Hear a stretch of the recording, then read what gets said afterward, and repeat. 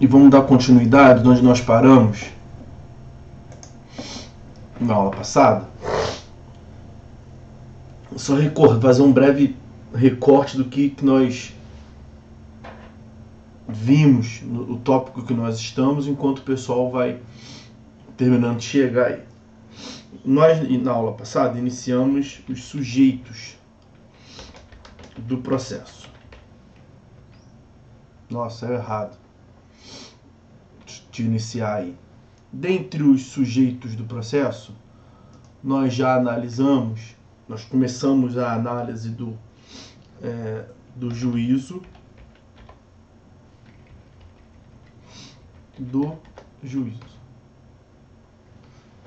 E na análise do juízo, que se subdivide em juiz e auxiliares do juízo,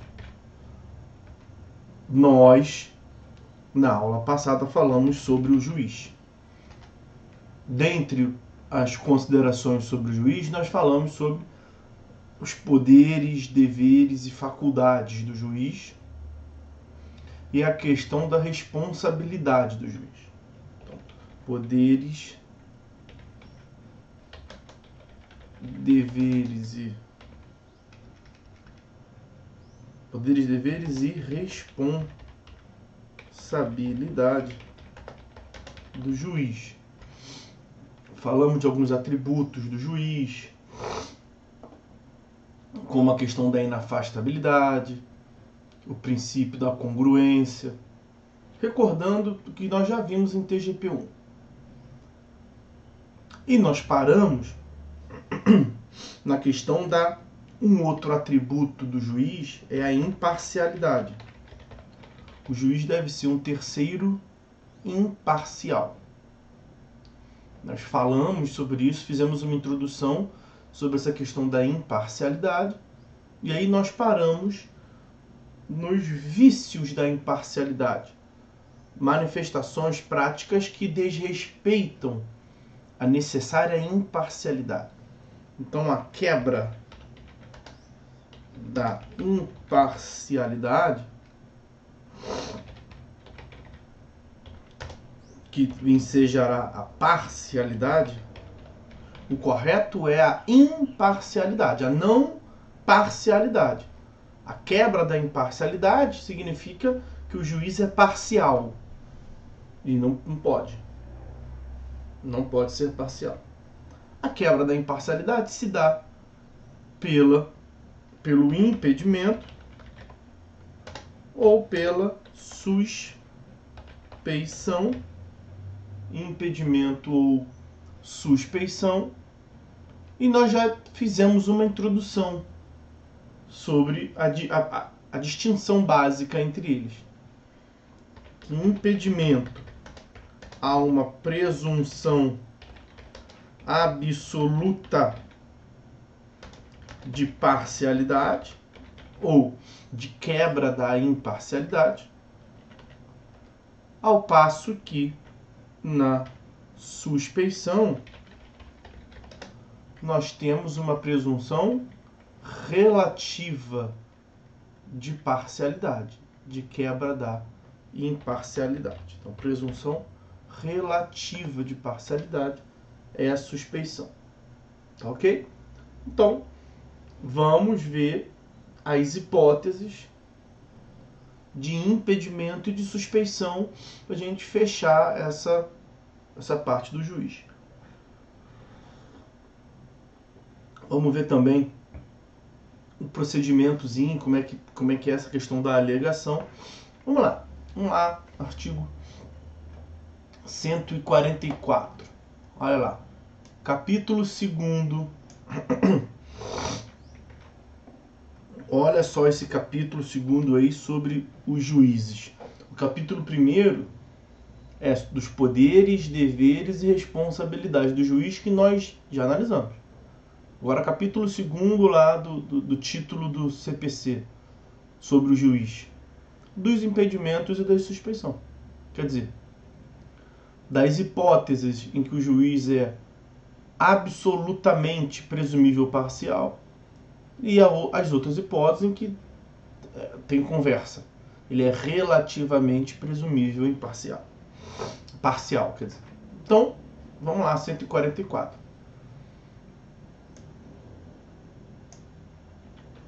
Olha o caput do 144.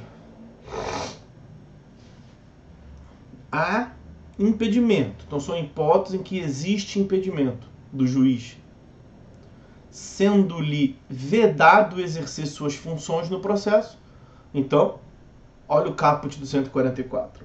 Nas hipóteses de impedimento, como havíamos comentado na aula passada e recordamos hoje, há uma presunção absoluta de parcialidade, de quebra da imparcialidade, de modo que a lei já diz, é vedado o exercício das suas funções. Não tem conversa.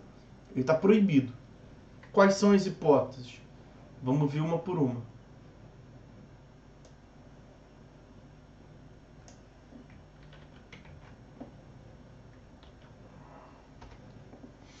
Em que interveio como mandatário da parte, oficiou como perito, funcionou como membro do Ministério Público ou prestou depoimento como testemunho. Então aqui é a hipótese em que ele já atuou no processo. Ele já atuou no processo como sendo um outro sujeito processual. Ele pode ser mandatário da parte sendo advogado. Ou pode ter uma procuração para falar em nome da parte, mas aí ele tem interesse na causa. Ele já participou como perito, ele antes de ser juiz era engenheiro. E atuou no processo como engenheiro. É claro que quando ele for julgar, ele vai dar razão pro laudo dele. Então não pode. Ele era promotor ou procurador de justiça no MP. Depois fez concurso à magistratura. E cai para julgar. Só que aí tá um processo lá para ele julgar, para ele proferir sentença, em que ele se manifestou como membro do Ministério Público. Tem um parecer ministerial, um parecer do Ministério Público assinado por ele. Não tem graça. Ou prestou depoimento como testemunha. Se ele prestou depoimento como testemunha, é porque ele presenciou os fatos. E ele não pode, tendo presenciado os fatos, julgar. O juiz não pode ter conhecimento privado dos fatos da causa. Uma das razões de que se afirma esta célebre frase é desse inciso 1º do 144. Então ele não pode. Vão percebendo que nessas hipóteses do 144, os dados são objetivos. Então não demanda uma subjetividade. É isso, ele atuou, ponto. Não pode. Ele foi testemunha. Não tem como ter interpretação elástica ou restritiva disso. É isso e ponto. Ele atuou como testemunha. Porque é um dado objetivo. Inciso 2º. Quando ele próprio, o magistrado, conheceu do processo em outro grau de jurisdição e proferiu decisão. Exemplo clássico. O juiz é juiz de primeiro grau, está numa vara civil, na vara civil onde ocorre o processo. Ele vai proferindo decisão, Acontece que, enquanto o processo está andando, ele é chamado para atuar no tribunal. Ele é promovido e vira um desembargador. Ok? Você imagina que ele proferiu decisão interlocutória. Aqui, não esquentem na compreensão dos recursos, tá? Eu falo de propósito para os senhores já irem se familiarizando aqui em TGP 2, uma matéria que os senhores verão só em processo civil 3. Mas não se preocupem em aprender, vão só ouvindo, tá? Isso sobre o recurso, né? Impedimento é matéria de agora. Aí o juiz profere uma decisão interlocutória e é uma das espécies de decisão interlocutória que é recorrível por agravo de instrumento. Porque com o Código de 2015, nem todas as decisões interlocutórias são recorríveis por agravo de instrumento. Os senhores verão isso em processo civil 3. Pode recorrer por agravo de instrumento, resumidamente, aquilo que estiver no 1015. Ele proferiu uma decisão interlocutória, está no 1015, e a parte vai interpor agravo de instrumento. A parte tem 15 dias para interpor o recurso. Agravo de instrumento é um recurso. E nesse meio tempo ele vai para o tribunal. Ele vai para o tribunal, O juiz é lotado numa Câmara Civil qualquer, só que é a Câmara Civil para a qual foi distribuído também o recurso. E aí, veja, a coincidência é tão grande que cai para ele como relator. No tribunal tem a função, um dos magistrados tem a função de ser o relator. Relator é quem resumidamente vai pegar o processo vai pegar o recurso desde o seu início, registro e distribuição, e vai levar até o momento final, que é o da sessão de julgamento. Então ele vai fazer essa função. E cai na mão dele, para ele preparar o julgamento em grau de recurso e para ele proferir o voto. Não pode, né? É claro que ele vai falar que a decisão dele está certa. O exemplo poderia ter sido dado com uma sentença também. Ele sentenciou, foi chamado para o tribunal, a parte teve 15 dias até chegar para o relator, foi ele o relator. Ele não pode julgar para ver se está certo ou se está errado uma sentença que ele proferiu.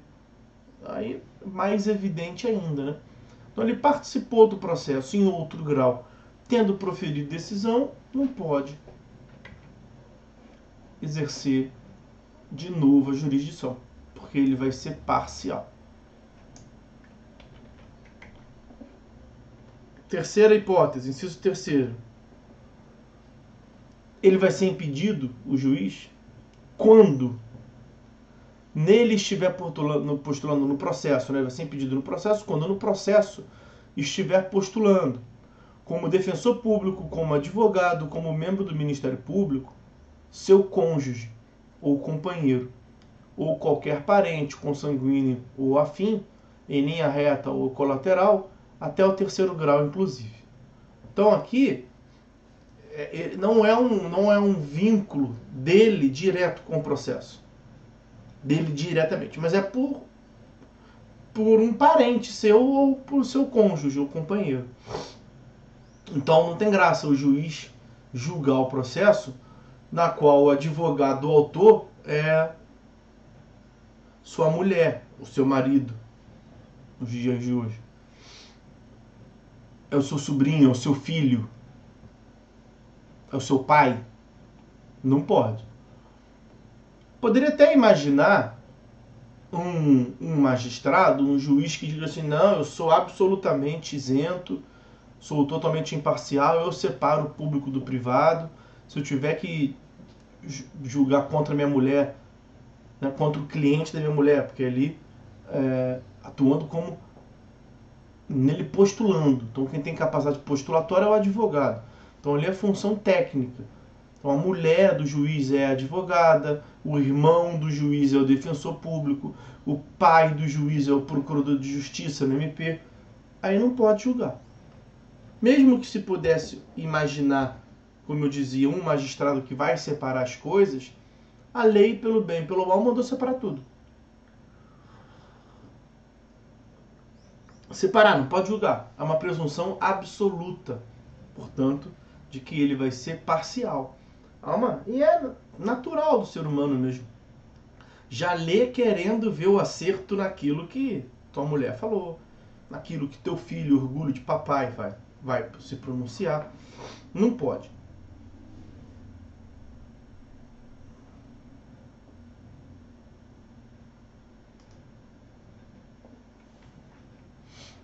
Inciso 4.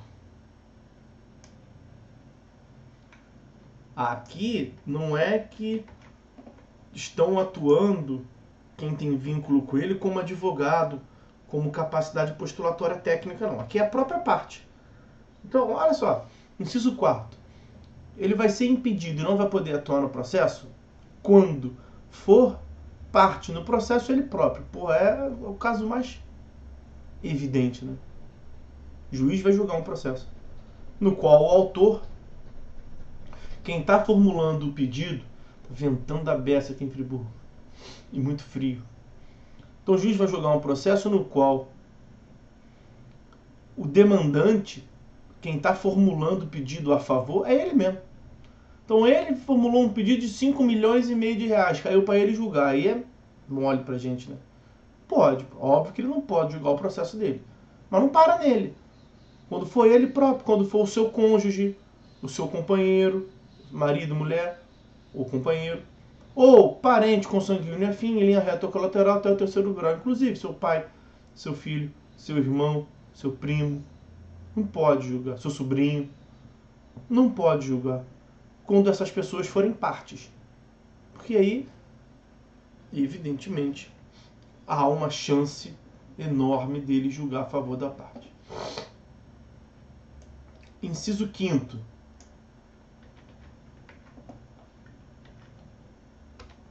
Ele é impedido e não pode exercer suas funções no processo quando for sócio ou quando for membro de direção ou de administração de pessoa jurídica parte no processo. É a mesma questão do inciso anterior. Só que aí a parte no processo não é pessoa natural. Pessoa natural fica mais fácil de ver, né? A parte no processo é ele próprio. Então, o juiz fulano da Silva. Autor fulano da Silva. Porra, não pode. No inciso 5º é algo muito parecido, só que é pessoa jurídica. É uma pessoa jurídica da qual ele é sócio. Então ele é uma das partes que compõem e dão personalidade jurídica. Então é a mesma coisa com relação a PJ. Mesma lógica com relação a PJ. Inciso 6º.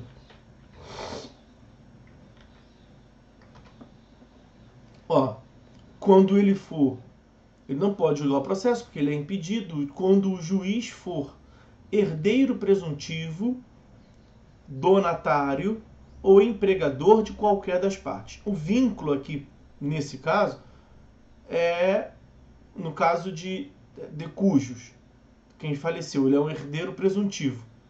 Então, ele tem interesse em que o patrimônio da pessoa não diminua para ele partilhar uma parcela maior. Se ele é um dos herdeiros daquela pessoa. Para isso você poderia pensar, pai e mãe, não necessariamente, ele pode ser herdeiro de outras formas, mas ele é o herdeiro da pessoa. A pessoa está em juízo, como réu, pode diminuir o prejuízo, pode diminuir o patrimônio dela. A pessoa da qual ele é herdeiro tem um patrimônio de R$1 milhão. E ele mais um de herdeiro. Então ele tem ali uma expectativa de direito de herdar 500 mil. Só que o que estão discutindo no processo contra essa parte, da qual ele é herdeiro, é 950 mil reais. E aí se ele der, e ela é ré, quem tem relação com ele, vínculo de herança, é ré. Então se ele julgar favorável a outra parte, ele vai partilhar 50 mil, vai ter que dividir 50 mil. Será que ele tem interesse nessa causa? É evidentemente que ele tem, não pode julgar. Quando ele for donatário, uma doação feita, que é donatário é vínculo de doação. Então há uma doação estabelecida para ele, com condição, doação condicional, de modo que ele não recebeu ainda, não houve a transferência de propriedade. Só que o que está sendo discutido em juízo é justamente o bem, imagina. Aí a pessoa não vai poder doar para ele se a pessoa perdeu o bem. Uma demanda reivindicatória. Ele não pode julgar. Quando ele for empregador de qualquer das partes, você imagina, quem está em juízo é a doméstica que trabalha na casa dele. Será que ele vai ter interesse? Ele não vai querer comer arroz com chumbinho, né? Então, se ele julgar contra o interesse do empregado dele, quando ele, juiz, é empregador, né? Quando for empregador, então é quem é empregado dele. Ele vai ter certamente uma vontade maior de julgar favorável por conta dos seus interesses privados. Não pode.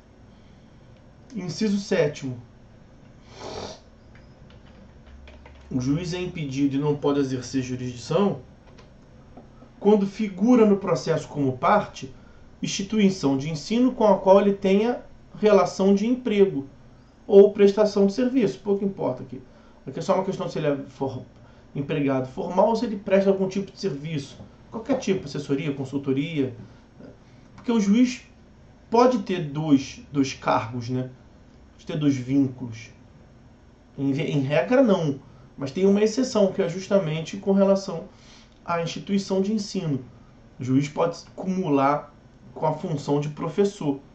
E é o que costumeiramente acontece.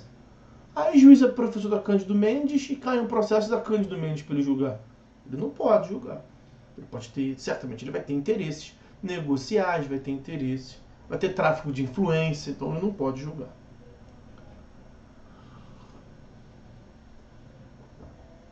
Inciso 7º.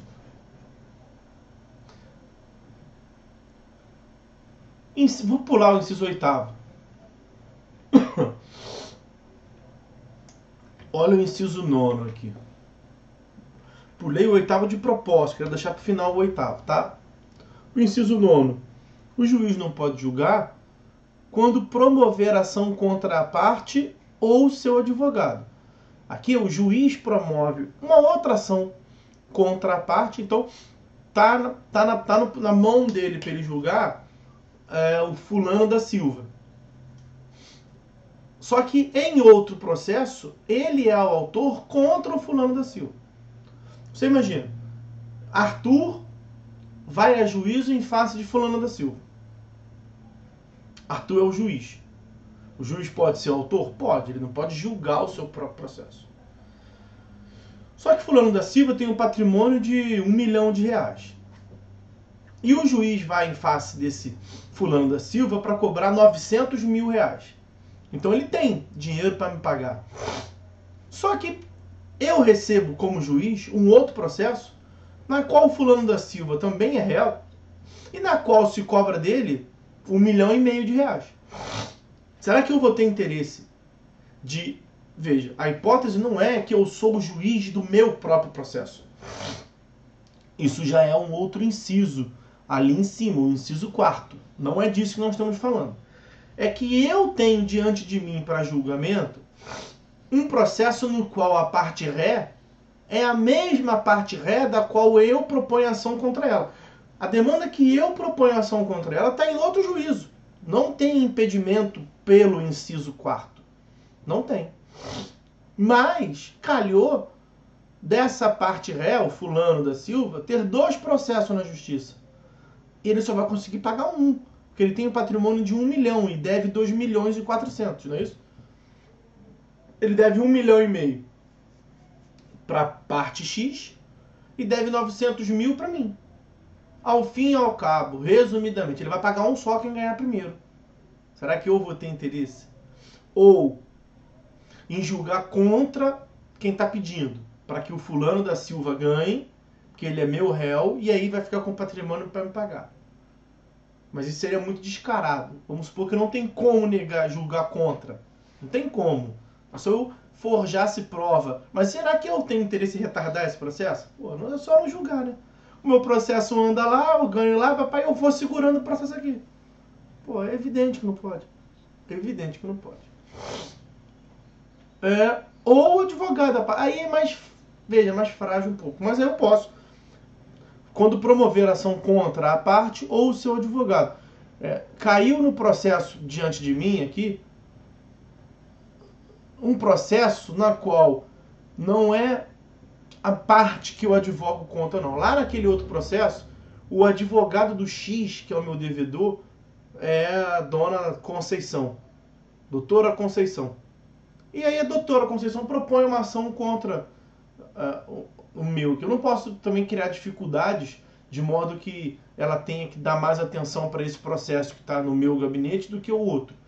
Aqui é mais frágil um pouco. Até agora, veja, até agora era o próprio juiz, era o marido ou a mulher do juiz, que era ou marido, mulher, parente, companheiro, que era ou parte ou advogado da parte.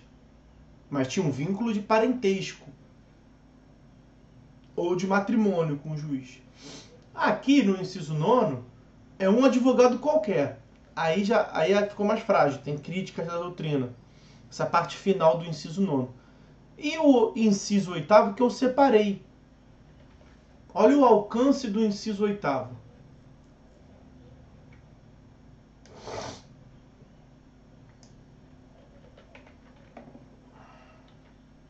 Faz sentido, tá? Mas ficou aberto demais a redação. Percebam bem, os senhores. O juiz será impedido se no processo figurar como parte cliente do escritório de advocacia, mesma coisa, do cônjuge, companheiro, consanguíneo, parente consanguíneo ou afim, em linha reta ou colateral, até o 3º grau, inclusive, mesmo que patrocinado por advogado de outro escritório. Vamos entender isso aqui. Eu tenho uma mulher. Minha mulher é engenheira, mas finge que ela é advogada. A minha mulher, meu irmão, meu pai, cônjuge ou companheiro ou parente consanguíneo ou afim em linha reta, colateral, 3º grau, inclusive. Todos os dispositivos foram assim. Aqui também. Só que não é que a minha mulher é advogada nesse processo. Não. Isso é uma outra hipótese. A parte que eu estou para julgar é a Vivo. Tem muito processo a Vivo? Tem muito processo a Vivo. Eu tenho algum vínculo com a Vivo? Tenho vínculo nenhum com a Vivo. Porque se eu fosse sócio, diretor da Vivo, eu não poderia julgar a Vivo. Por um outro inciso. Pelo inciso 5º. Quando for sócio, membro da direção. Então, olha só, a Vivo é uma pessoa jurídica. E eu não tenho vínculo nenhum com a Vivo. Nem cliente sou da Vivo. Não tenho vínculo nenhum com a Vivo. Então, eu posso julgar? A princípio, pode julgar. Bom, mas aí você não pode julgar se sua mulher, tu, seu pai, seu filho forem advogados da Vivo. Perfeitamente, vamos ver. Aí você pega o processo para ver. Não. Nenhum dos advogados nesse processo da Vivo tem relação sem nem quem é. Tem relação nenhuma comigo. Pode julgar? A princípio pode julgar. Mas não poderá julgar se a sua mulher, se o seu marido, se o seu filho, seu primo, seu tio, seu sobrinho, também advogarem para a Vivo em outro processo. Olha só que loucura isso. Veja, a ideia é boa. A ideia é boa, por quê? Porque para evitar aqui, para evitar lobby, tráfego de influência. Porque, evidentemente, a Vivo, o diretor da Vivo, pode ligar para tua mulher e falar assim, você presta serviço para mim, né? Eu te remunero muito bem, não é? Então, eu estou para ser julgado por um juiz que é o teu marido. Não posso, não atuo em nenhum processo. Não é que você atua, não. Mas eu, Vivo, atua e eu te pago. Então, como eu tenho boa relação com você e imagino que você tenha boa relação com o seu marido, faz essa ponte aí, por favor. Claro que isso pode acontecer. É evidente que isso pode acontecer. Sabe qual é o problema aqui? O problema é que você não tem controle disso. Você não tem controle. E a parte que descobria... Veja, o exemplo que eu dei é de mulher. Então ali você vai até ter como ter uma noção maior. Só a mulher apresentar o seu... É só a mulher apresentar para o marido o seu catálogo de cliente. Então a mulher fechou um bom negócio. A mulher não tinha a Vivo como cliente. Fechou um bom negócio com a Vivo. Vai ser a representante da Vivo em Nova Friburgo. Todos os processos da Vivo em Nova Friburgo, elas vão atuar. Só que ela é minha mulher. E eu sou juiz não em Nova Friburgo. Porque se fosse Nova Friburgo, ficaria mais claro. Não, porque aí, se fosse Nova Friburgo, ela seria advogada dos clientes da Vivo no meu gabinete. Não poderia julgar.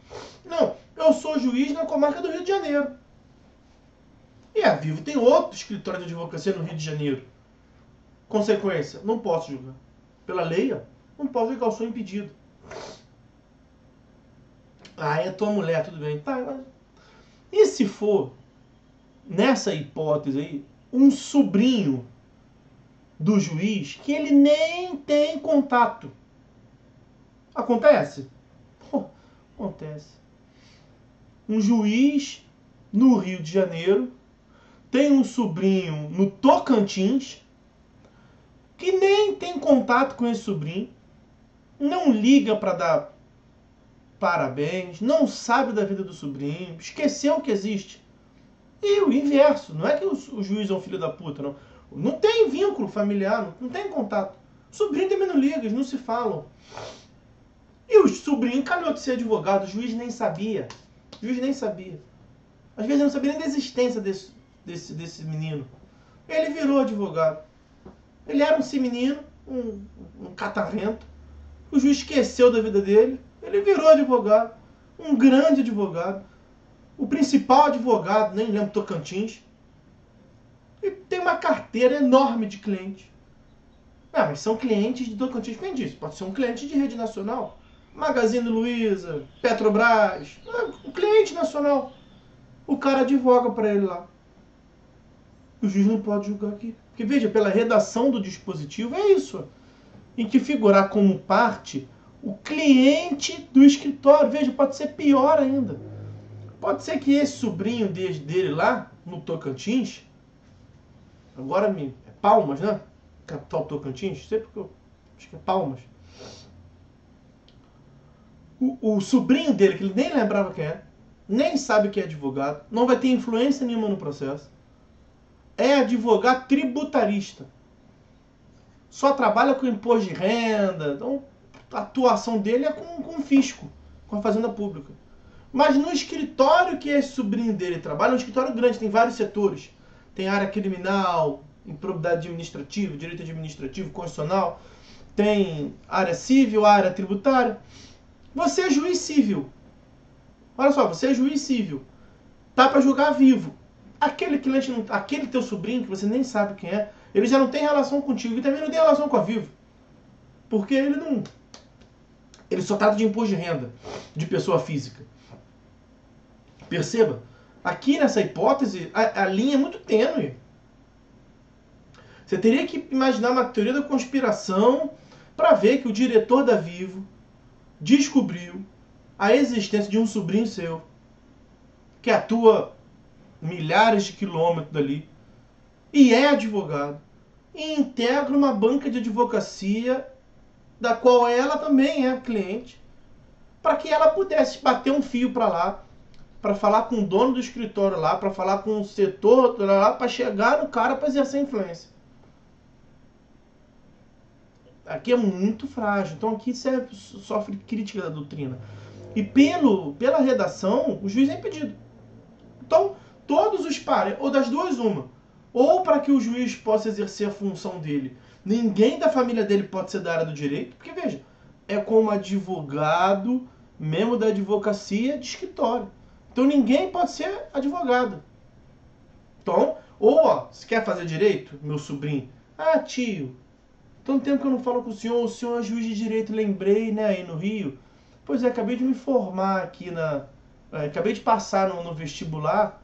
Estou pensando em fazer direito. O que o juiz tem que falar? Não faça. Não faça porque você vai me criar um problema.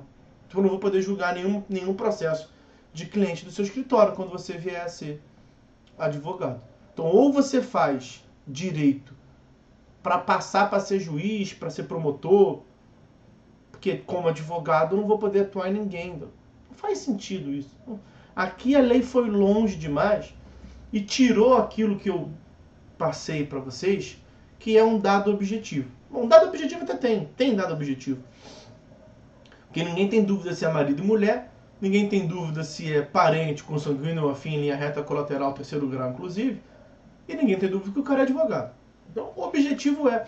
A questão é que não é objetivo, não tem objetividade, não é quanto à hipótese do cara ser ou não advogado, parente, é quanto à influência que se pode exercer. Então aqui a lei foi longe demais.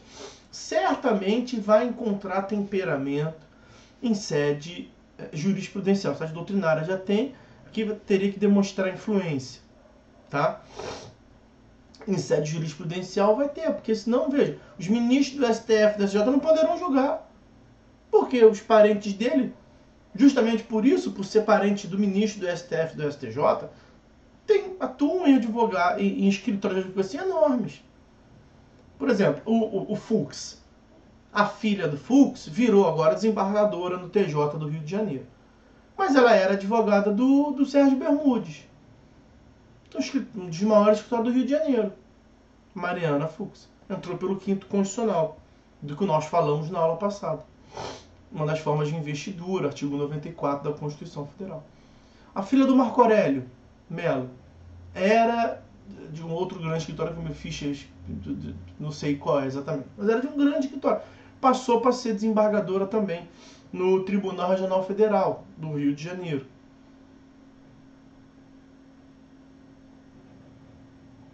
evidentemente tem alguma influência. Mesmo que seja indireta. Não estou falando que mete a mão no telefone e liga, não. Mas o sobrenome é forte demais. O sobrenome é forte demais na área judicial e é também na área negocial. As empresas vão querer fechar negócio com ela. Mais do que não adianta. Estou falando que é certo ou que é errado. Mas não adianta querer fechar os olhos para a realidade. E o juiz não vai poder julgar nenhum. Veja, enquanto a Mariana Fux era advogada, então o pai dela, no STF, não podia julgar nenhum processo que envolvesse a empresa, acontece que ela pega todas as empresas. O escritório dela é enorme, advoga para todos. E ela não tem que ser advogada da empresa, ela tem que ser membro do escritório e no escritório seja cliente. Foi aquilo que eu falei. Ela pode ser advogada consultiva que só presta, só se manifesta sobre processo de direito administrativo. Então ela não vai poder, em tese, ele não vai poder atuar contra nenhuma fazenda pública. Olha, que sentido faz isso nenhum. Mas está aí, é uma hipótese. E veja, sendo impedimento, eu lembro os senhores, o que nós vimos lá no artigo 966, inciso 2º do CPC. Quando o juiz é impedido, é caso de ação rescisória. Então, a parte pode alegar até depois do trânsito em julgado. O processo correu, o juiz fez o papelzinho dele muito bem feito, de modo imparcial, não sabia de nada. Não teve tráfico de influência nenhum, ninguém pediu, pá, foi. Aí depois o tribunal recebe uma ação rescisória para desconstituir. Fundamento da ação rescisória, o juiz era impedido. E ele é impedido ponto, não é impedido ponto, dado o objetivo. Por isso tem que ser objetivo, porque cabe até a ação rescisória depois. Artigo 966, inciso 2º. Mas o juiz é impedido porque, primeira coisa que o relator vai, porque o juiz era impedido e não se declarou? Porra, que absurdo. Qual é a hipótese aqui? A hipótese é de um sobrinho do juiz que é advogado em Palmas, Tocantins. Porra, peraí. Vai rescindir. E como é que é aí? Então a parte aqui foi a Vivo que ganhou. A Vivo ganhou aqui. Mas então o sobrinho do juiz que é advogado lá é advogado da Vivo? Porque aí faz sentido. Não, o advogado dele é tributarista, especial, só atua em imposto de renda da pessoa física. Mas o que isso tem a ver com a Vivo? A Vivo presta imposto de renda, mas é pessoa jurídica. Qual o vínculo? Ele não atua em nenhum processo da Vivo, não. A Vivo não é cliente dele lá. Só é cliente do escritório da qual ele faz parte. Aí fica frágil demais. Tá? Bom, essas são, de todo modo, as hipóteses do artigo 144. Agora, tem que ver aqui os parágrafos que são importantes. O parágrafo 2º do artigo 144, ele é mais objetivo. Nós vimos hipóteses de impedimento, onde o juiz é presumivelmente parcial, presunção absoluta, ele não pode exercer suas funções no processo.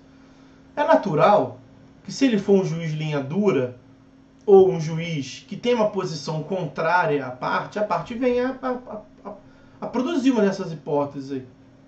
Então, parágrafo 2º é importante, questão de boa-fé objetiva. É vedada a criação de fato superveniente, a fim de caracterizar impedimento do juiz. E aí nós veremos os exemplos nos outros parágrafos que eu vou mostrar para vocês. Uma das formas, isso aqui é uma visão genérica, nenhum desses casos podem ser posteriores, supervenientes. Então, o mais clássico de se utilizar aqui é o seguinte: a Vivo caiu lá no gabinete do juiz Arthur. Lá no gabinete do juiz Arthur. Então, o Arthur tem uma posição que é pró-consumidor, contrária a Vivo. E é uma demanda importantíssima para a Vivo. Como é que a Vivo poderia chegar ao meu impedimento, proibir que eu julgue? Bastaria que a Vivo, em outro processo qualquer, ou nesse processo mesmo, para ser mais claro, nesse processo, ela contratasse a minha mulher como advogada dela. Mas superveniente, porque se minha mulher já entra como advogada direto, aí eu sou impedido, não posso julgar. Mas se cai primeiro para mim, e aí depois a Vivo nomeia a minha mulher como advogada, aí provavelmente ela constituiu a Vivo, constituiu minha mulher, meu filho, minha filha, meu tio como advogado, pode ser de propósito para que me torne impedido de julgar. E aí prevalece o quê? Vai ficar claro nos outros parágrafos. Aqui está falando que é vedado, é proibido. Prevalece o quê? Prevalece quem entrou primeiro. Então eu continuo, tem que tirar aquele advogado. Veja o parágrafo 1º. Parágrafo 1º que faz menção ao inciso 3º. E o inciso 3º é aquele que trata da capacidade postulatória.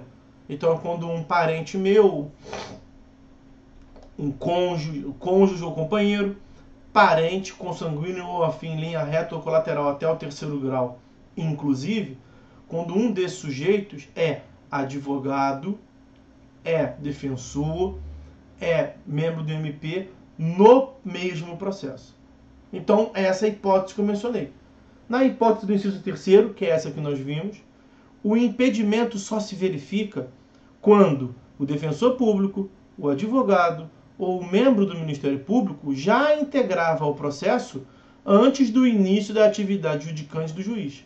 Então, antes do juiz, já tinha lá esses senhores. Então, quem entra primeiro no processo é o que prevalece.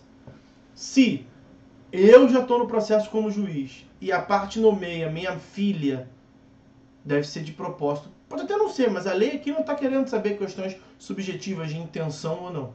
Então, se entrou depois no processo minha filha, vou mandar excluir para que eu continue julgando, para que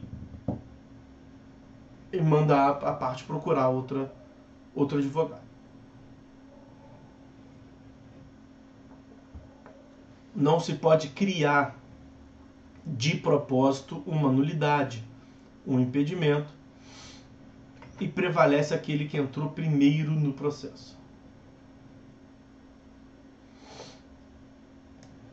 E o parágrafo 3º, para fechar esse 144, também diz respeito a esse inciso 3º e amplia ele também sobremaneira, é alvo de crítica também. Que o inciso 3º diz que atua como advogado minha mulher, meu marido, ou minha filha, meu filho, companheiro. O parágrafo 3º diz: o impedimento previsto no inciso 3º também se verifica no caso de mandato conferido a membro de escritório de advocacia que tenha em seus quadros advogado que individualmente ostente a condição nele prevista, mesmo que não intervenha diretamente no processo. Então aqui a hipótese que eu mencionei. Minha mulher atua no escritório e entra um cliente novo no escritório. Pouco importa se ela atua com esse cliente ou não. Pelo parágrafo 3º eu estaria impedido também. Aí aqui é amplo demais também. Pode cair naquela hipótese que nós falamos já várias vezes aqui. Imagina que minha mulher é escritório criminalista. Não atua nada no civil. Então ela não é. Ela tem pessoa só natural. Ela só atua em probidade administrativa. Defendendo os gestores públicos. Pô, aí cai a TIM. Cai a Nextel. A Sky. Mas que não tem nada a ver. Ela nunca teve contato com nenhum desses senhores. Mas ela é advogada do Bermudes. Citei ainda há pouco aqui o escritório de advocacia Sérgio Bermudes. Do Bermudes Advocacia. E no Bermudes tem também vários outros clientes. Todos os clientes do Bermudes, ela atue no processo ou não, em tese eu sou impedido. Isso é amplo demais também. Mas é para evitar tráfico de influência, a ideia é boa. A questão é você operacionalizar isso. Se você é juiz que não tem nenhum parente, ou que seus parentes não têm vínculo nenhum com o direito, aí você não vai ter esse tipo de problema. Mas se você é juiz e no seu entorno as pessoas trabalham com direito também, que é o mais comum, aí você vai ter que ficar antenado para que você não trabalhe à toa e seja depois alegado como impedido. Ok? Tá visto 144. Sem que tenhamos acabado, com as hipóteses de impedimento. Nós temos também hipótese de impedimento no artigo 147. Então, também é impedimento o 147. Aqui é quando, veja que sempre a relação do seu cônjuge, companheiro, parente, consanguíneo ou afim em linha reta ou colateral até o terceiro grau, inclusive, quando esse outro sujeito, ele era advogado, defensor público ou membro do Ministério Público, que atua no processo ou que faz parte do escritório de advogado. Aí tem as hipóteses todas lá, que nós mencionamos. No 147, esse outro sujeito, o seu cônjuge ou companheiro, parente, consanguíneo ou afim em linha reta ou colateral até o terceiro grau, inclusive, ele é também juiz. Então, ó, quando 2 ou mais juízes forem parentes, consanguíneos ou afim em linha reta ou colateral até o terceiro grau, inclusive, o primeiro que conhecer do processo, impede que o outro nele atue, caso em que o segundo se escusará, remetendo os autos ao seu substituto legal. Então aqui é um impedimento por relação entre juízos. Só chama a atenção que aqui no 147 não falou de marido e mulher, não falou de cônjuge nem companheiro, só a relação de parentesco. Quando 2 ou mais juízes forem parentes, consanguíneos ou afins, em linha reta ou colateral, até o terceiro grau, inclusive. O primeiro que conhecer do processo impede que o outro julgue. Tá?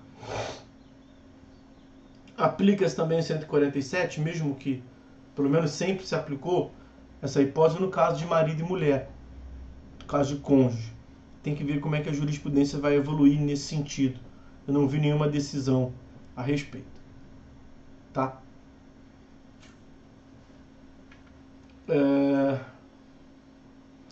Na verdade, quando a mulher atue, nós já estaríamos numa das hipóteses 144 com o novo código. Deixa eu ver aqui.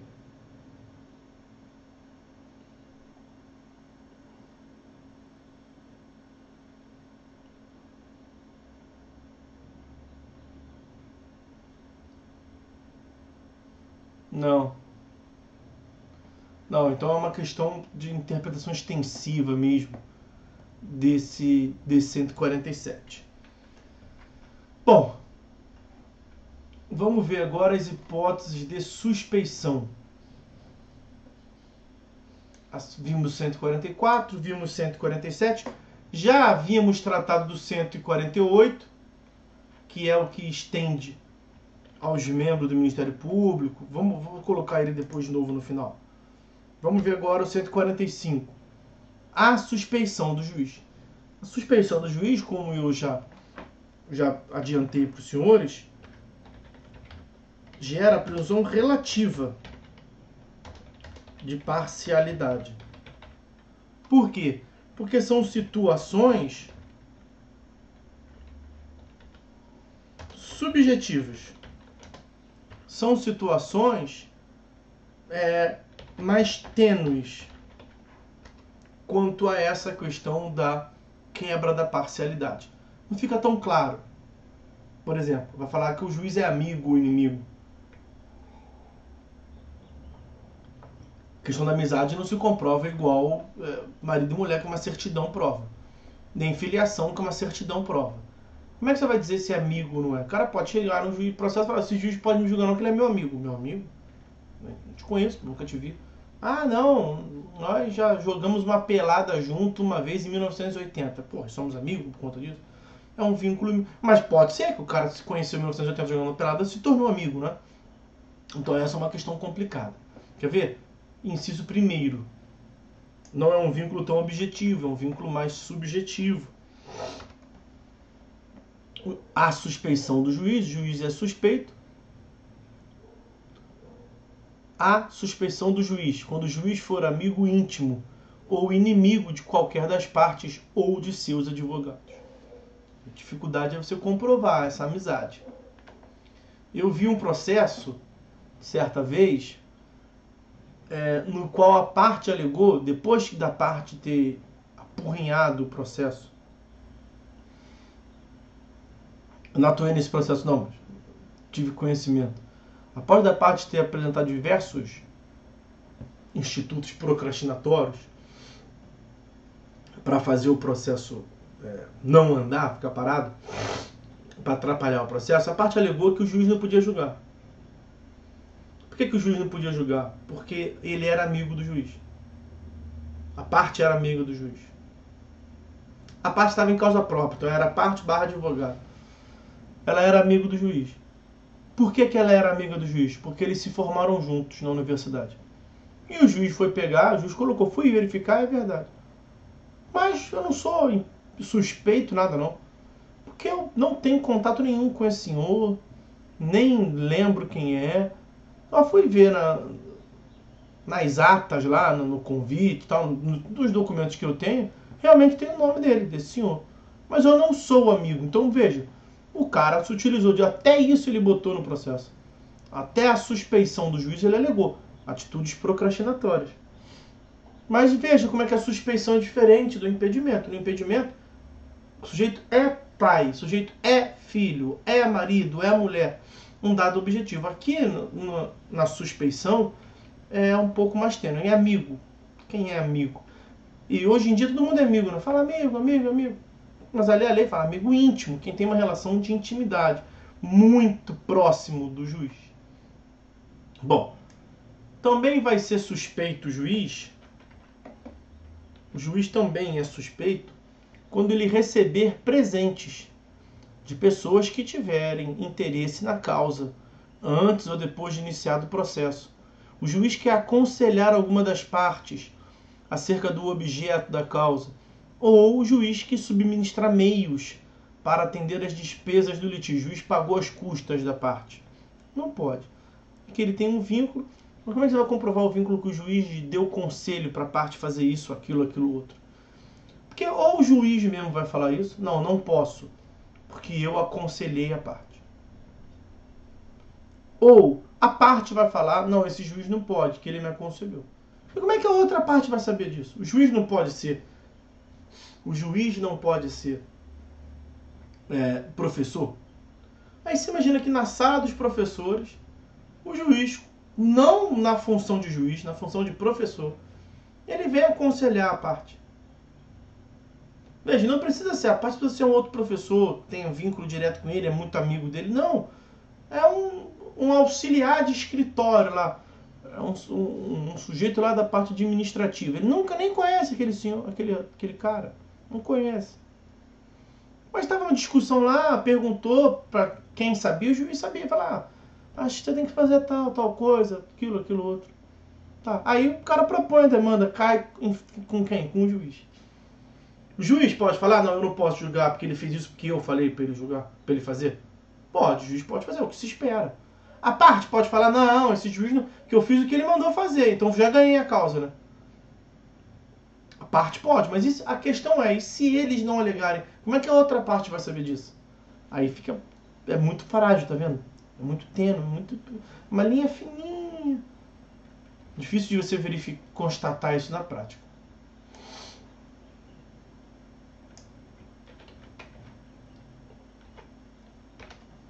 O juiz é suspeito também quando qualquer das partes for sua credora ou devedora de seu cônjuge ou seu companheiro ou parentes, em linha reta até o 3º grau, inclusive, que não colocou linha colateral, tá? Então aqui é só questão de pai, só linha reta da sua árvore genealógica. Então é só seu pai, seu avô. É só seu filho, seu neto, em linha reta. A dificuldade que a lei cria. Isso é uma ótima questão para concurso. Não pega a linha colateral. Então, se por aquela lógica que fica muito, mas muito frágil. Então, todo mundo que for credor ou devedor do seu sobrinho, você não poderia julgar. Seu primo, e você não tem como aferir isso.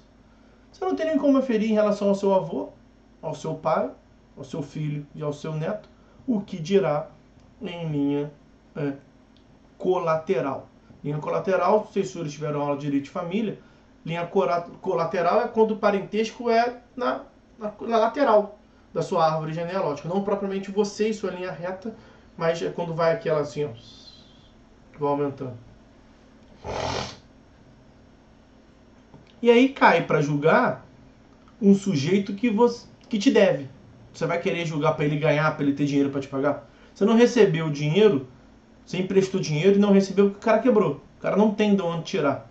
Mas ele entra com uma ação contra um outro sujeito qualquer e essa ação dele contra o outro cai para você julgar. Será que você poderia ter algum interesse em julgar favorável para ele, para que ele tenha dinheiro para te pagar? Claro que pode. Tá? Então não pode julgar também. Inciso 4.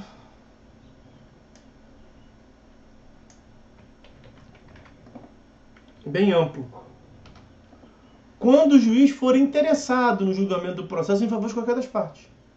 E aí, veja, interesse. Qual tipo de interesse? Ele não diz. Interesse lato sensu. Só quem vai saber disso é o juiz, né? Questão de foro íntimo do juiz. Só o juiz vai saber. E aí, o juiz não é obrigado a externar o motivo. Olha o parágrafo 1º. Olha o parágrafo 1º. Poderá o juiz declarar suspeito por motivo de foro íntimo, sem necessidade de declarar suas razões. Ó, vou ficar no inciso 4º ali. O juiz, como eu, é flamenguista. Não importa porque é flamenguista, não. Qualquer time. Mas é num grau que é tão fanático que acha que o time tem que ganhar até em cuspe a distância, até em qualquer tipo de natação, judô, o cara torce pro Flamengo, faz caravana, carreata, monta excursão para ver a equipe sub-13 do Flamengo jogar. Esse sujeito é juiz. E aí cai para ele jogar o Flamengo. Ele pode falar assim, não consigo julgar. Eu não sou imparcial numa causa que envolve o Flamengo. Ele pode fazer isso? Pode, sou suspeito. Mas por quê? Não é porque ele é parente, não é porque ele é sócio, não é porque ele é membro do conselho, nem da diretoria, nem do conselho de gestão, não é porque o Flamengo lhe deve ou ele deve ao Flamengo. Não tem vínculo, é só uma relação, é só um interesse clubístico. E ele pode? Pode. Mas será que o cara pode ficar com vergonha de falar isso? Então, por foro íntimo. Então, o parágrafo 1º. Ele pode falar, não consigo julgar contra o Flamengo, melhor ficar fora disso, bota para outro. E aqui, para que ninguém pense que o juiz pode dar uma de malandro e vai falar, não, sou suspeito para julgar tudo, porque bate aqui, eu sou suspeito, não vai ficar com nada, ao final do mês vai ganhar. É claro que quando ele manda um processo, ele recebe outro, né? E é claro que a corregedoria fica em cima dessa questão para averiguar essa situação. Claro que bate 10 processos num dia para o juiz, ele fala que ele é suspeito nos 10, vamos ver isso aí. No dia seguinte, mesma coisa, então o juiz quer ficar o gabinete dele limpo. Claro que não é para isso que funciona, não vai dar certo. Nem tenta, não vai dar certo. E quando você pega, vamos supor, o juiz é interessado. O juiz vai se declarar suspeito por foro íntimo. É um processo complicadíssimo. Não tem problema não. O juiz que vai receber esse processo pode escolher um deles e mandar para o juiz também. Então não é nessa lógica. Quando o juiz manda um, ele recebe outro em substituição, evidentemente. Então não é essa a finalidade. A finalidade, quer ver um caso? O juiz faz algo que é muito errado, que é atrair a esposa. E aí ele tem um relacionamento extraconjugal com uma jovem senhora. E essa jovem senhora propõe uma ação. Ele não quer se comprometer, julgar, ele não quer dar a menor chance, ele não quer ver ela no gabinete dele lá, na sala de audiência dele lá, para não chamar atenção, para que eles não olhem um para o outro, para que não dê a pinta. O que ele pode fazer? Ele declara suspeito por motivo de foro íntimo. Ele não tem que passar um certificado lá que ele está pegando a novinha. Não tem que fazer nada disso. Ele só fala, me declaro suspeito por motivo de foro íntimo. Tinha a previsão no projeto de lei do juiz ter que colocar o porquê. e mudou depois na redação final, ficou sem necessidade de declarar suas razões. O CNJ estava querendo mudar isso também, só que não vai conseguir. Não vai conseguir, isso é uma válvula de escape deles lá. Parágrafo 2º também é importante. No mesmo sentido do parágrafo 2º do 144. Aqui estamos no 145, suspeição. Será ilegítima a alegação de suspeição quando? Quando houver sido provocada por quem alega. Então, aquela hipótese, você não pode provocar uma suspeição, né? Você não pode ter um processo no gabinete do juiz, e aí o juiz tem milhares de processos no gabinete dele. Aí você não inverte a situação. Você já entrou com o processo, aí você vai lá e pede um conselho para o juiz na sala dos professores. O juiz te dá uma boa vontade, acho que pá. Aí depois no dia seguinte você peticiona e fala assim, se o juiz não pode julgar, porque eu pedi conselho para ele ontem e ele me deu. Então tá uma das hipóteses, ele aconselhou uma das partes. Porra, claro que não, você não pode criar uma situação nesse sentido. Inciso 2º, a parte que alega houver praticado ato que significa e manifesta aceitação do arguido. Então o juiz é suspeito, em tese, uma das hipóteses lá. Só que a parte peticiona, fala tudo bem, pode julgar, não tem problema não. Na audiência, o juiz se dá conta que ele conhece a parte, mas ele fala, não, não sou amigo não, tá? Realmente nós não conhecemos, nós somos colegas de pelada, temos um vínculo, o juiz faz o que se deve fazer. Ele fala, mas eu consigo julgar, não tem problema nenhum. Aí outra parte fala assim, não, beleza, então pode julgar, confio no senhor. Ela não pode depois se perder e falar assim, não, mas ele é suspeito. Ela concordou. Então, nós vimos no período passado a boa-fé, né? Boa-fé é muito importante. Boa-fé é um padrão de comportamento. O juiz agiu de boa-fé. O juiz ia declarar sua suspeição. Só que a outra parte falou, não precisa não, julga o processo. É melhor para mim que o senhor julgue o processo, do que ter que recomeçar a discussão com outro juiz, para até ele entender, vai demorar. Eu quero ser julgado logo. O cara tá achando que vai ganhar. Aí por algum motivo qualquer ele perde. Ou perde uma parcela, ele não quer. Ele não pode alegar, não, mas eu quero voltar lá atrás que você é suspeito. Não. Venire contra factum próprio. Boa fé no processo. Artigo 5º do CPC.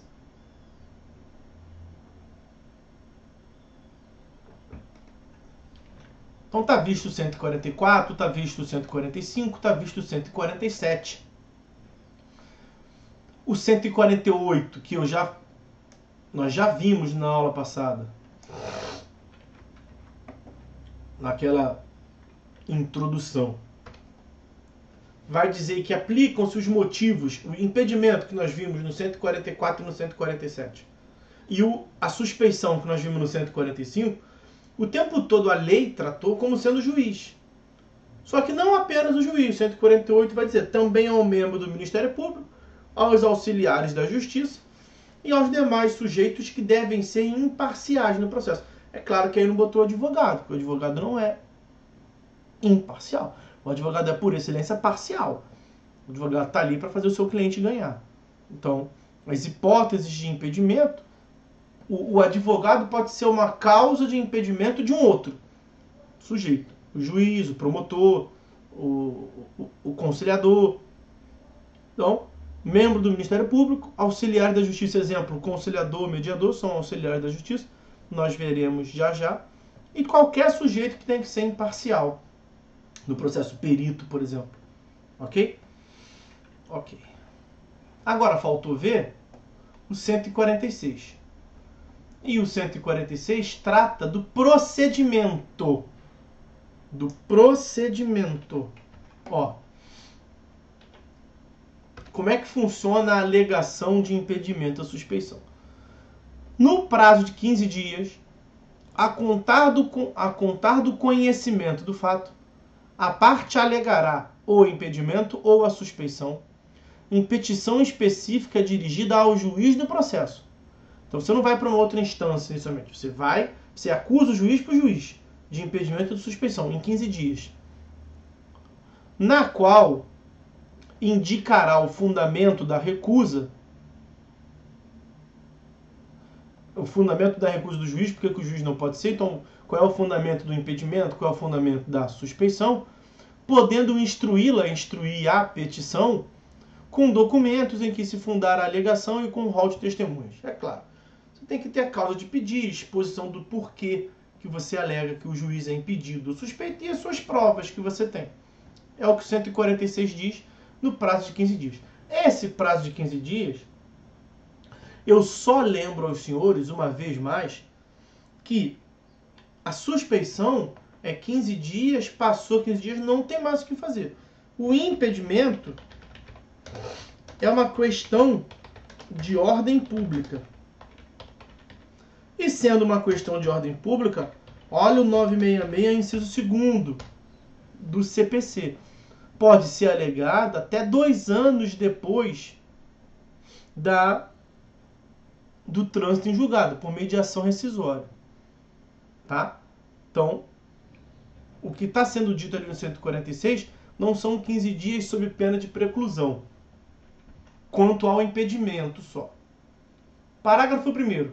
A parte acusou o juiz de ser impedido ou suspeito.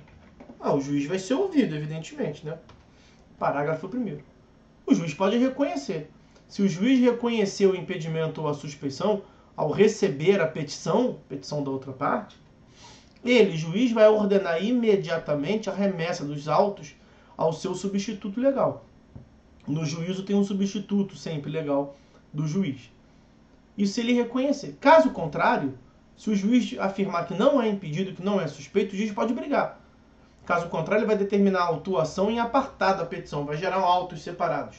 Então aqui tem um processo que ele está discutindo, você peticionou nesse processo, se o juiz concordar, ele sai fora e entra outro juiz. Se o juiz não concordar, ele pega a sua petição e forma um procedimento em separado, para o seu processo continuar aqui e aqui a discussão quanto ao juiz. E no prazo de 15 dias, o juiz vai apresentar sua defesa, suas razões, acompanhadas de documento e do rol de testemunha, se houver, ordenando a remessa do incidente ao tribunal. É o tribunal quem julga esse incidente de impedimento ou suspeição. E aí, chegando no tribunal, como eu disse, mencionei ainda há pouco aqui para vocês, lá no tribunal funciona um sujeito que é o relator. O julgamento no tribunal é por colegiado e quem conduz o processo é um sujeito só, por uma questão de efetividade, de racionalidade, para fazer o processo andar. É um sujeito que conduz o processo do início até o final. Nós temos a distribuição a um relator. Distribuído o incidente, vai para uma Câmara e dentro dessa Câmara vai para um relator.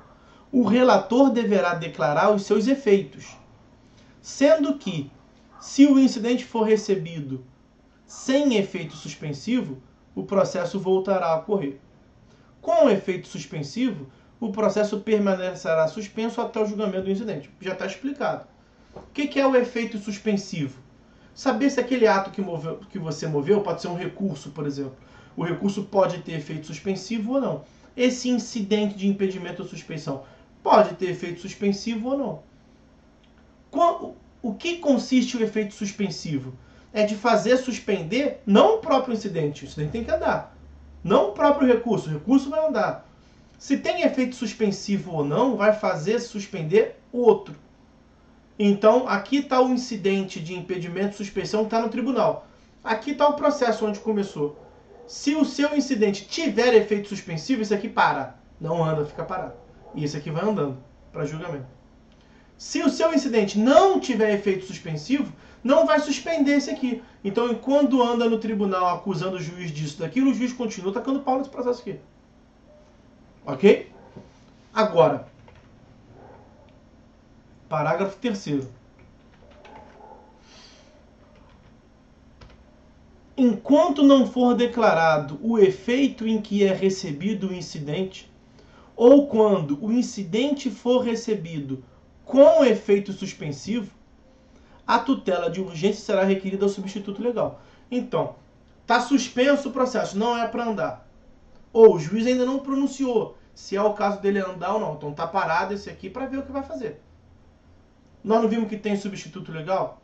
Se tiver alguma necessidade de uma decisão de urgência, nós falaremos sobre a tutela de urgência esse semestre. mais para o final, as últimas aulas. Se houver necessidade de uma tutela de urgência, como o próprio nome diz, não dá para esperar. É urgente, então tem que julgar. Mas quem vai julgar? Não é o juiz, porque não é que ele é já impedido, não é que ele é já suspeito, no tribunal não decidiu ainda. Mas pelo sim, pelo não, para garantir a isenção, bota o substituto para julgar. Aqui o parágrafo 4º é elementar, é óbvio. Verificando o tribunal, não, verificando que a alegação de impedimento ou de suspeição é improcedente, o tribunal vai rejeitá-la, evidentemente, vai falar que o juiz não é impedido, não é suspeito. E o parágrafo 5º é ao contrário. É quando o tribunal alega que realmente a parte tem razão, que o juiz é impedido, que o juiz é suspeito. Acolhida a alegação de impedimento ou de suspeição, tratando-se de impedimento ou de manifesta suspeição, o tribunal condenará o juiz nas custas e remeterá os autos ao substituto legal, podendo o juiz recorrer da decisão. Então, se o juiz era impedido, que é um dado objetivo, e não se declarou impedido, a parte acusou, ele não reconheceu, então ele está de má-fé. É uma presunção de má-fé. Então, as custas desse incidente, tudo na justiça é pago, né? As custas desse incidente, quem vai pagar é o juiz. Aqui é claro, nós falaremos sobre a sucumbência. Prevalece na sucumbência o princípio da causalidade. Ou seja, deve pagar as custas quem deu causa ao processo. Nesse caso, quem foi que deu causa? O juiz, pô, ele era impedido. Ele já tinha que se declarar impedido, não declarou. A parte acusou, ele não reconheceu. Quem está dando causa ao prosseguimento? Quem é o responsável, quem deu causa à necessidade do tribunal julgar? Pô, o juiz. A parte está fazendo a parte dela, está na boa. Descobriu, está acusando. O juiz é que não agiu de boa fé. Vai pagar as custas. Parágrafo 6º.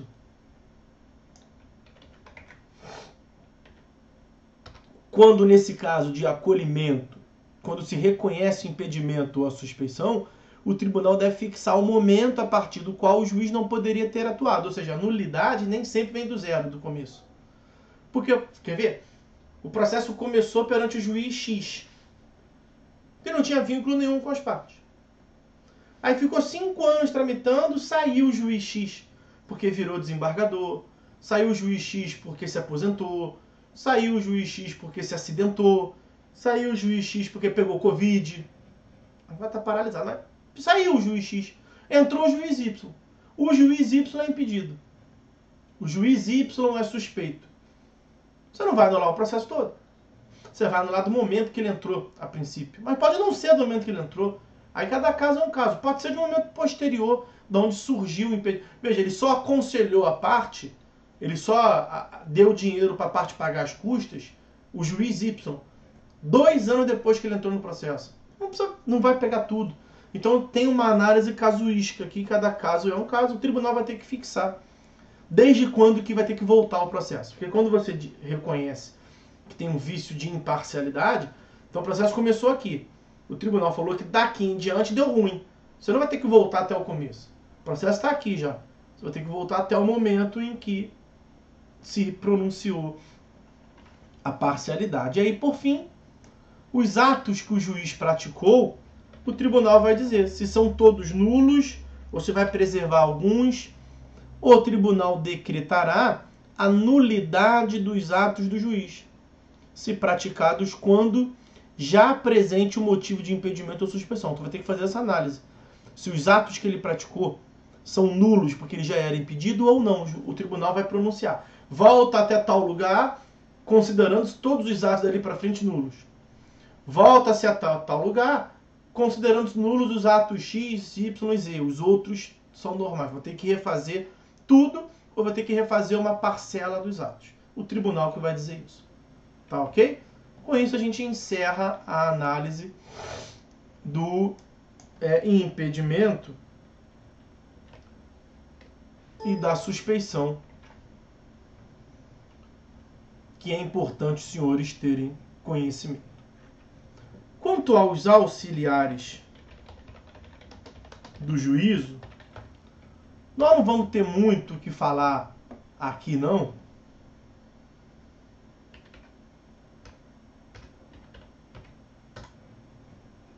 Porque vejam, o capítulo 3º chama-se dos auxiliares da justiça, dá no mesmo. Dos auxiliares da justiça. E aí, olha, artigo 149.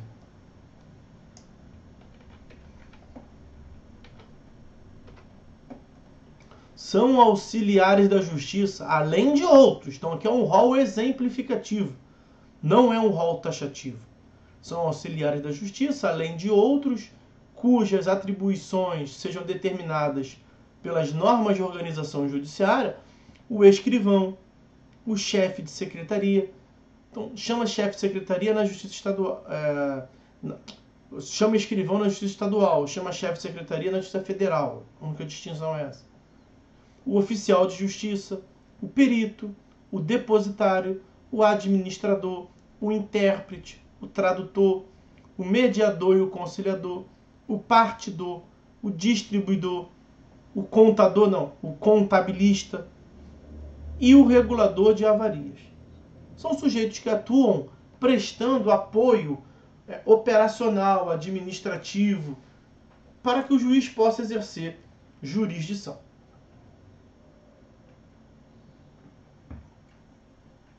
A regulamentação desses sujeitos vai do artigo 150 até o artigo 175. Então, artigo 150 a 175. Evidentemente, não tem como ver tudo isso aqui. Não é possível. Vamos fazer o trabalho de ver que os mais importantes. Eu vou destacar aqui os mais importantes desses dispositivos. A gente conduz até o final da aula vendo então os auxiliares da justiça, que aí dentre os sujeitos do processo, os senhores se lembram que os sujeitos do processo,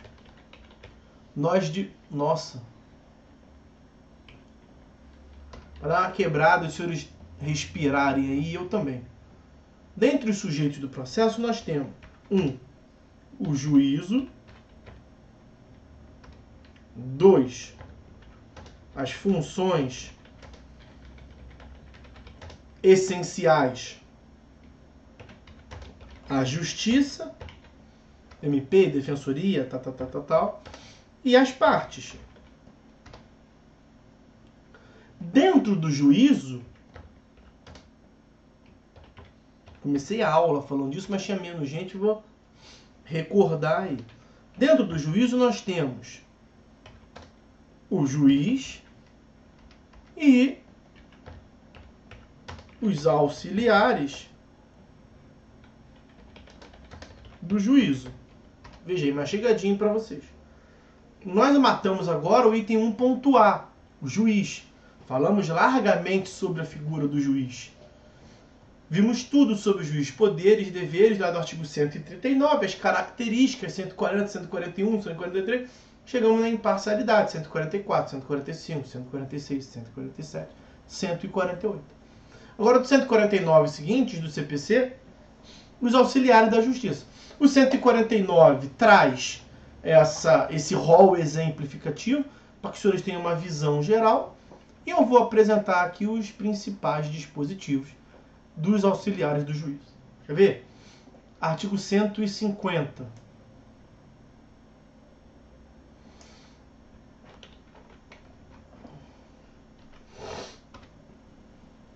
Em cada juízo haverá um ou mais ofícios de justiça, cujas atribuições serão determinados pelas normas de organização judiciária.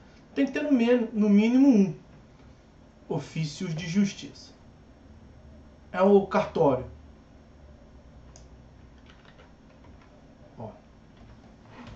Em cada comarca, seção ou subseção judiciária, haverá, no mínimo, tantos oficiais de justiça quantos sejam os juízos. Então tem que ter, no mínimo, um oficial de justiça para atender o que determina o juiz. Aí o 152 diz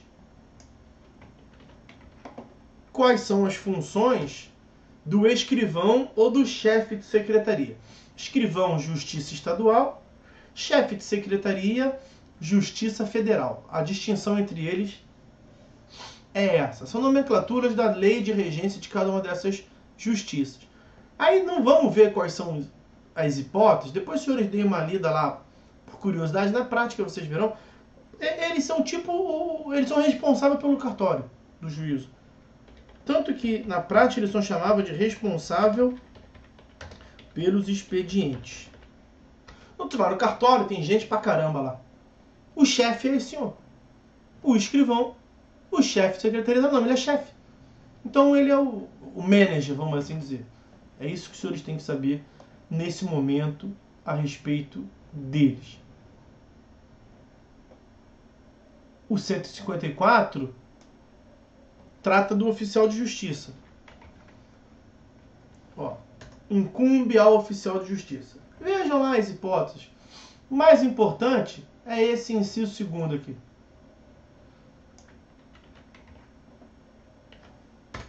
Executar as ordens do juiz a que estiver subordinado. Então o juiz determina que seja feito tal coisa. Isso aqui é o juiz sentado no gabinete dele, ar-condicionado no 19. Café, suquinho de laranja, água, biscoito, foto da família. Ele no gabinete dele, no conforto dele, cadeira reclinável. Ele decide. Processo eletrônico. 3 monitores. Um monitor do sistema do tribunal. O outro monitor do PJE, onde ele vai vendo o processo, as folhas do processo. O terceiro monitor, onde ele vê a Netflix dele ali, o Globoesporte.com, que ninguém é de ferro. Tá lá, proferindo decisão. Bota o réu pra fora! Vai! E vai pro inferno! Ele no gabinete dele. Mas quem é que vai cumprir? Quem é que vai ter que ir lá pra botar o réu pra fora? O oficial de justiça. Então o juiz é o cérebro, o oficial de justiça é o braço, é quem executa. Muito basicamente é isso. Perguntem pro nosso digníssimo Jailton como é que funciona as coisas. O juiz manda fazer. Põe o réu pra fora. Quem é que vai lá para assim, fulano que tal? Você é réu? Então, mete o pé, por favor. Mete o pé por quê? Que merda. Eu sou oficial de justiça, o juiz está mandando você sair. Quem cumpre é o oficial de justiça. Bom. Perito. Do perito. 156. O juiz será assistido por perito quando a prova do fato depender de conhecimento técnico ou científico. Pronto, matou, é isso. Perito, porque ele é perito numa área de conhecimento, que o juiz não é. O juiz conhece o direito, não tem nem como saber o direito todo, por isso que você se especializa. Vivemos na era da especialização, né? O advogado se especializa, o juiz também, o juízo também se especializa, o Estado especializa. Não tem uma vara só de falência, tem uma vara só de crimes cibernéticos, tem uma vara só, enfim, para especializar. E o juiz não conhece sobre tudo. O juiz não vai saber sobre questões informáticas. Não vai saber sobre questões de engenharia, medicina. Aí ele vai chamar um médico, um engenheiro, um técnico da informação para lhe assessorar como perito. Uma novidade do Código de 2015 é que o perito deve ser cadastrado.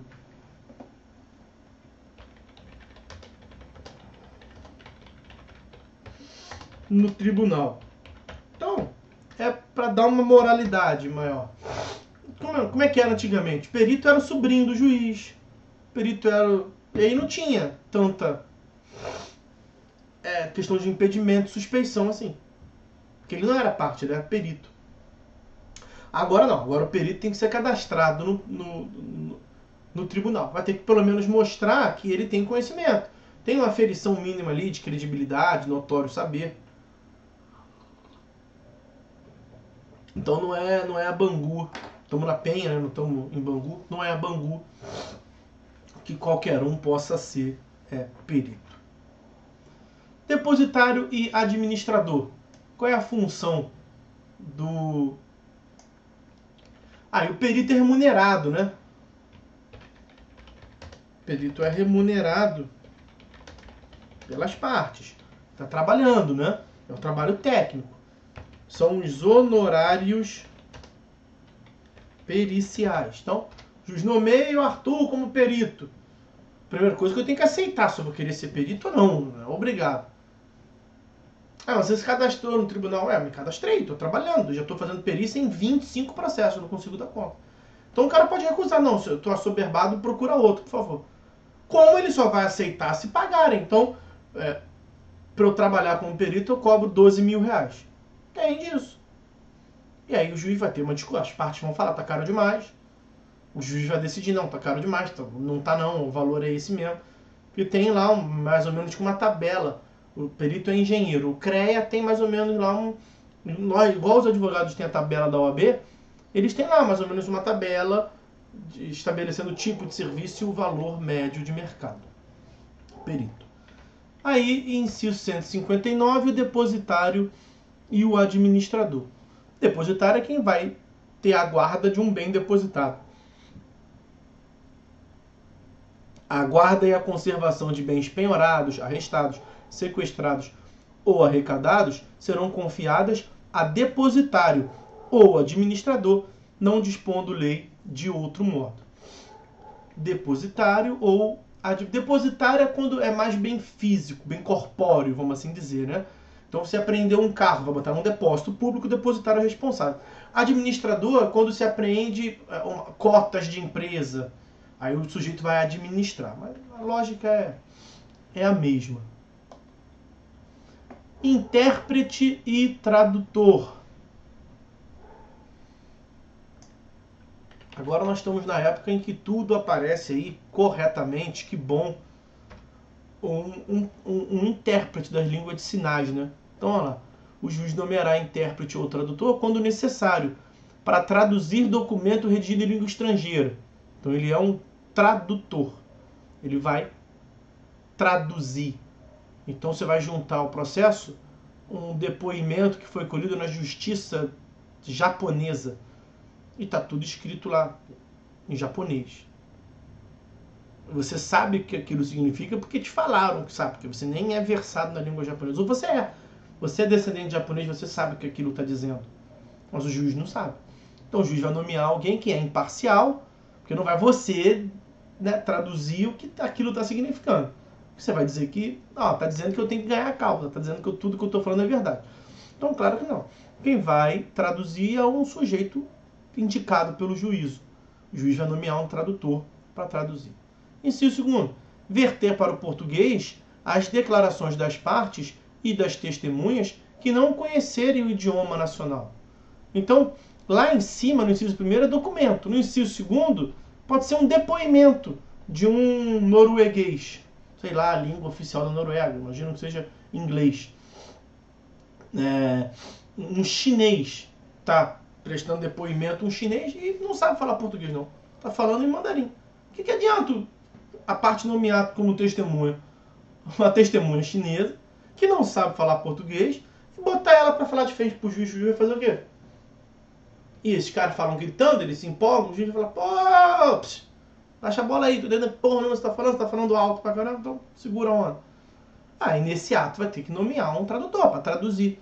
Então no inciso 1 é linguagem escrita, no inciso 2 por outra forma de comunicação, basicamente oral. Inciso 3, realizar a interpretação simultânea dos depoimentos das partes e testemunhas com deficiência auditiva, são os intérpretes, que se comuniquem por meio de língua brasileira de sinais ou equivalente, quando assim for solicitado. O juiz não necessariamente é versado nessa área, e o cara nomeia uma testemunha, a testemunha fica lá com o juiz, sei lá como é que faz, ó. E o juiz fala, fudeu, o que tá querendo dizer? Tem que ter, não pode a parte traduzir, evidentemente, né? Tem que ser um tradutor ou um intérprete, está dito aí.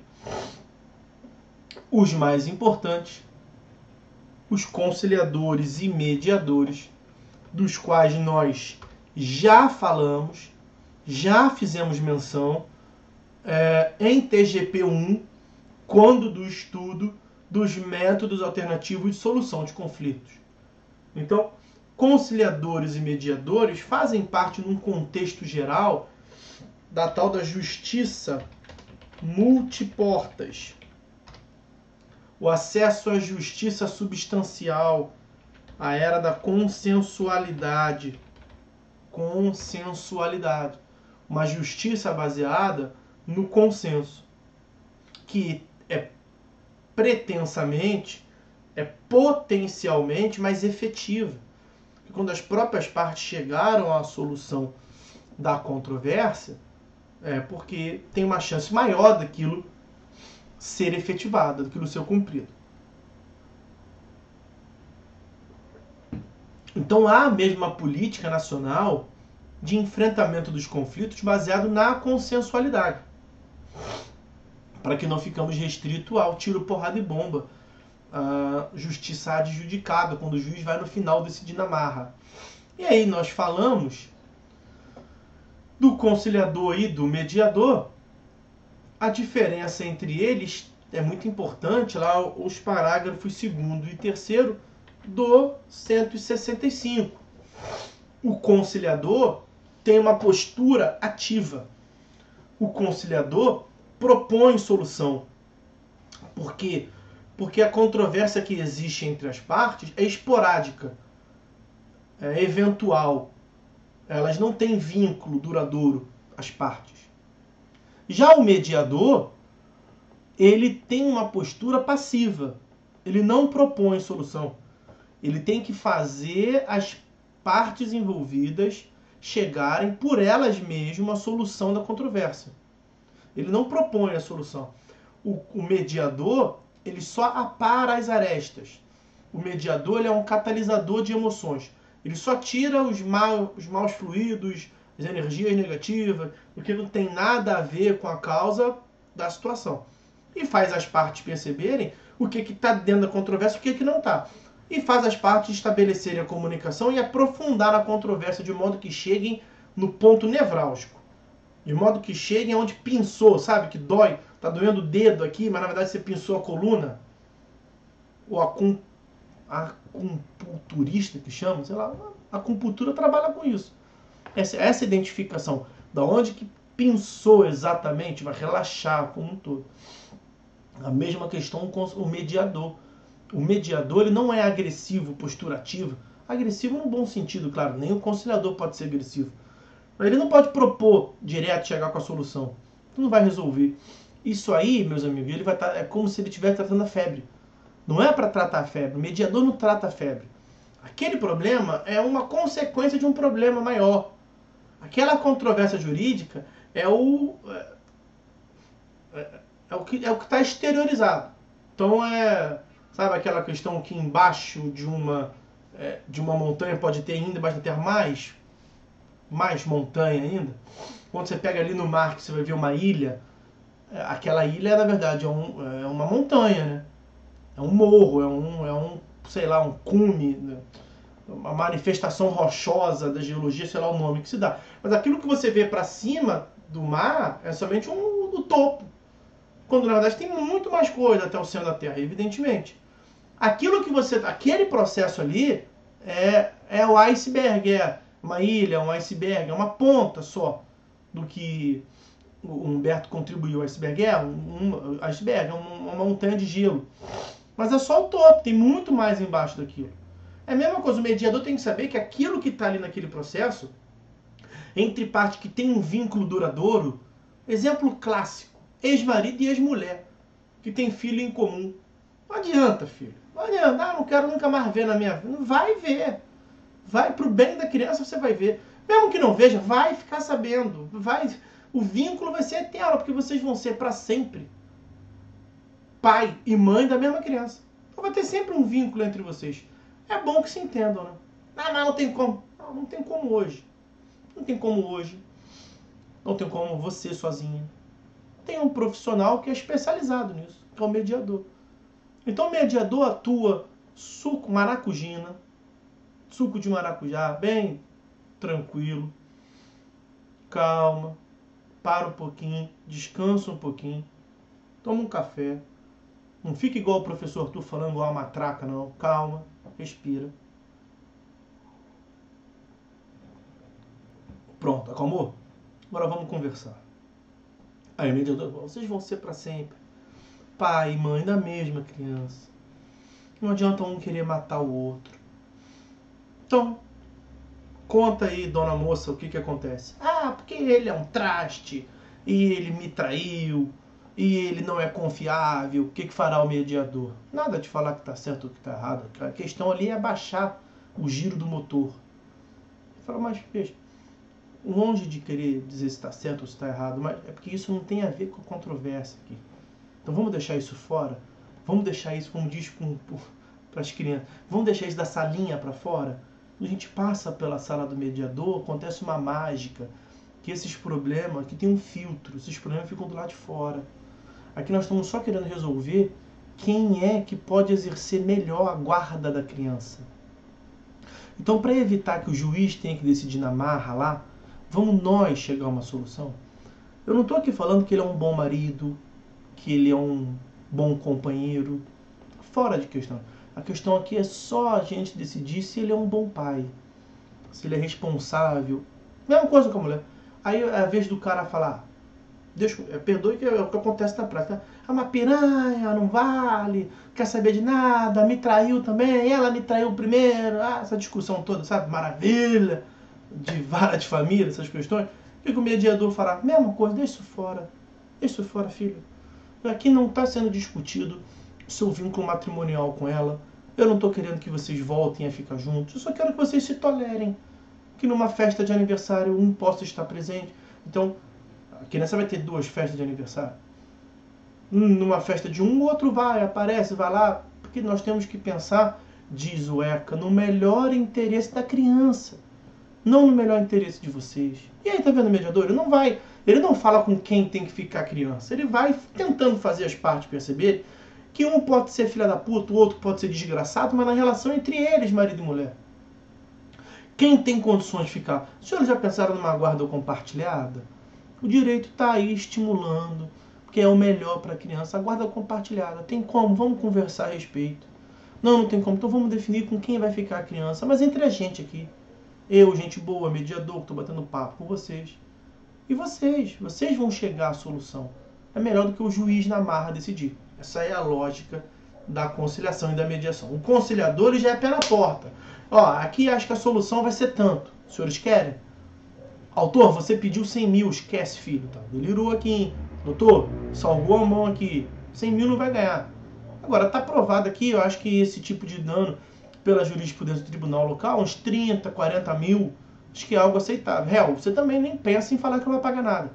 Pelo que tá provado aqui, ó, olha isso aí. Tem como fugir disso. Então, o que é melhor para você? Pagar 20 mil agora ou 40 mil lá na frente? Vamos conversar. O conciliador, é claro que ele já... tem que ser assim na marca, quem manda aqui sou eu. Já vi desse, mas é evidente que não pode. A diferença é que ele pode propor a solução. Ele vai falar, não, acho que aqui o justo é 20 mil, 30 mil. Então, autor, você baixa de 100 para 30? Real, você aumenta de 0 para 30? Ah, não. Vai conversar. Mas ele, conciliador, propondo solução. No mediador, não. O mediador vai tirar o que não tem nada a ver. Traição, ser bom marido, não trabalha, ser um vagabundo, ser uma piranha, ser um cachorro. Toda a discussão fica fora da sala. Porque ali é só uma discussão. Mas ele, mediador, não vai dizer que a solução, melhor mãe, o melhor é o pai. As partes vão ter que chegar. Porque é algo delicado demais. Tem esse vínculo. Então é o que está escrito ali nos parágrafos 2º e 3º do artigo 165 do CPC. E aí, para encerrar, vejam aqui, ó, o 166. São os princípios que norteiam a conciliação, a mediação. A conciliação e a mediação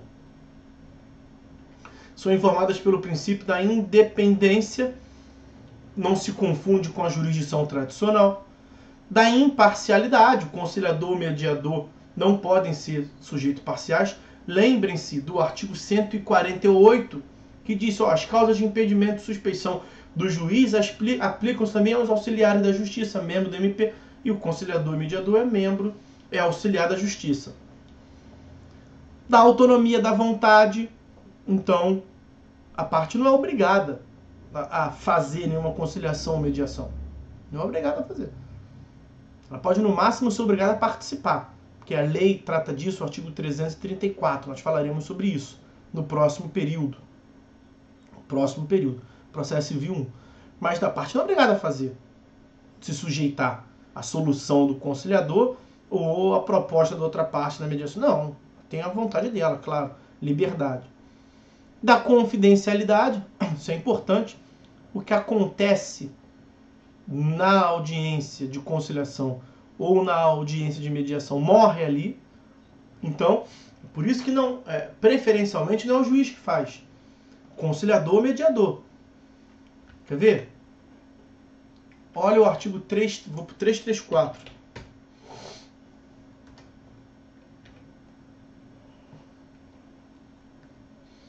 O 334 é que trata da audiência de conciliação e mediação. O tal que nós falaremos no próximo período.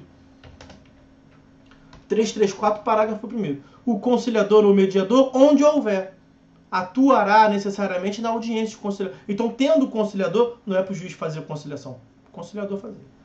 Tendo na localidade mediador, não é para o juiz fazer, é para o mediador fazer. No Rio de Janeiro, por exemplo, tem. Ou quem faz é o conciliador, quem faz é o mediador.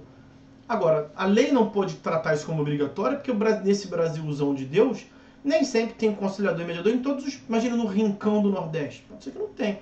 Aí vai ser o juiz. O que não tem remédio, remediado está. Mas não é o ideal. Porque é claro que quando o juiz está participando, as partes não fiquem tão à vontade para abrir o jogo, para fazer um possível acordo ou não. É evidente que isso vai impactar. Então, o réu sabe que a culpa é dele. Ele não vai falar isso para o juiz.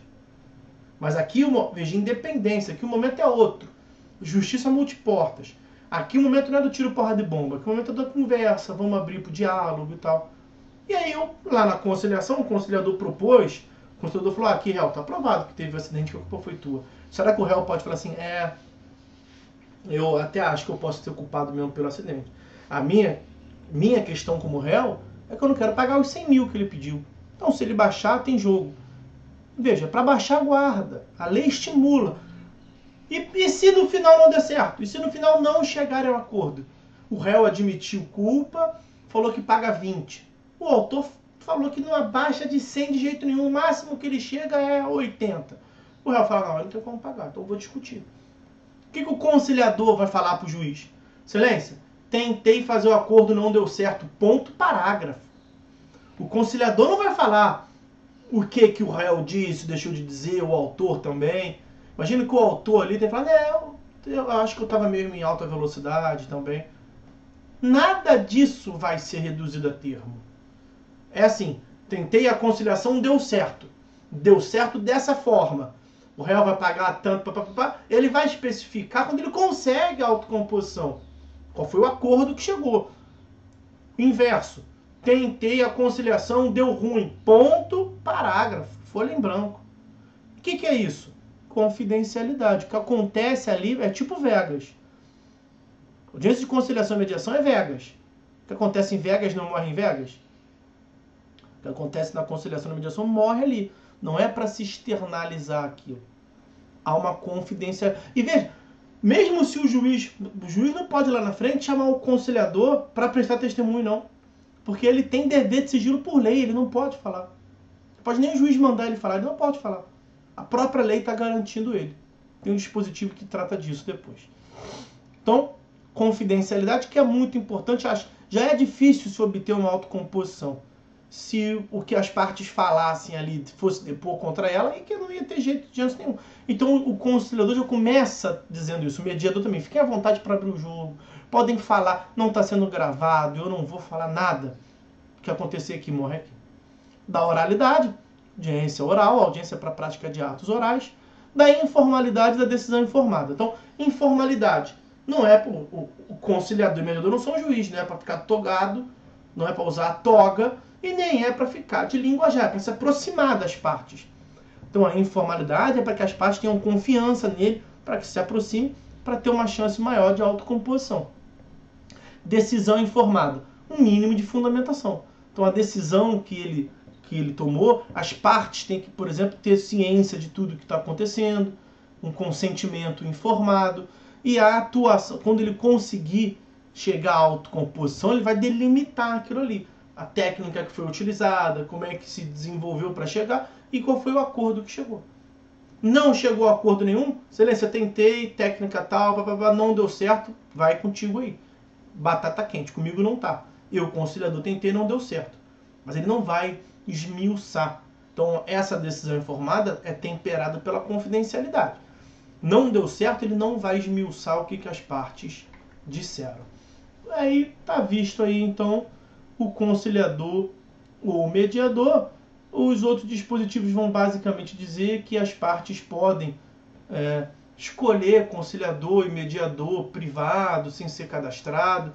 Nós temos a Lei 13.140 de 2015, que é a Lei Geral de Mediação, que complementa aí, mas para quem quiser se especializar, aqui no âmbito de teoria geral do processo 2, está visto aí o que nos competia ver.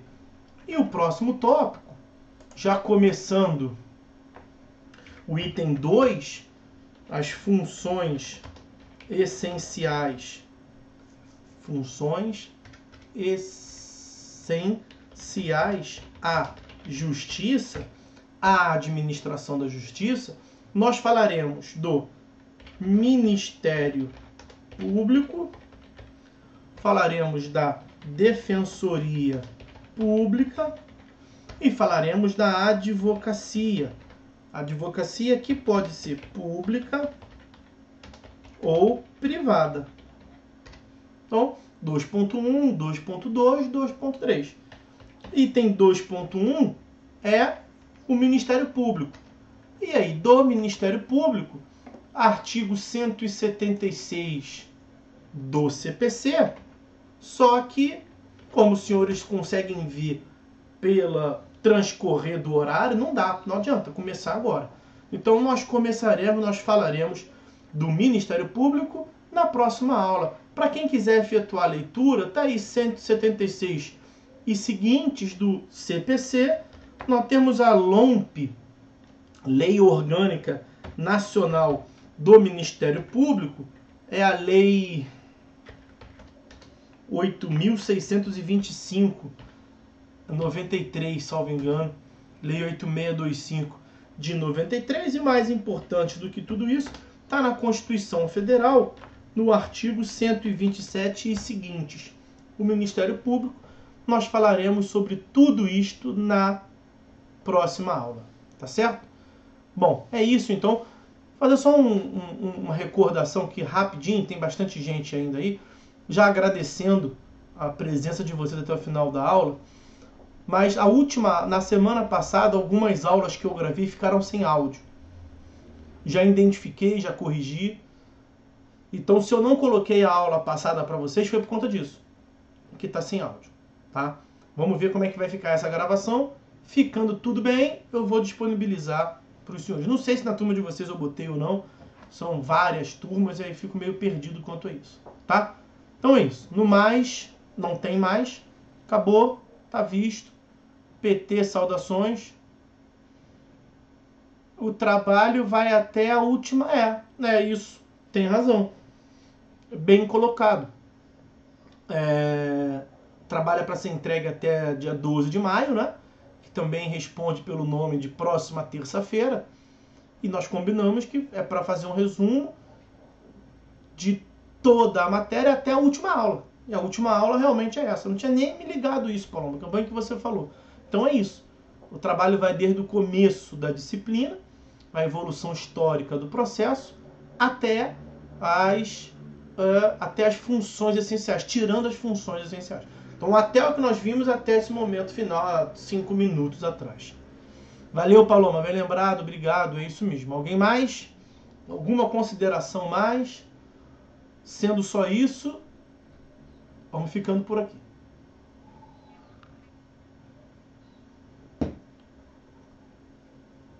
Valeu, Paloma, obrigado a todos aí, fiquem com Deus. Vou derrubar aqui no 3. Dou-lhe uma, dou-lhe duas, dou-lhe 3. Valeu, rapaziada, obrigado aí, forte abraço, fiquem todos com Deus, boa semana, se cuidem.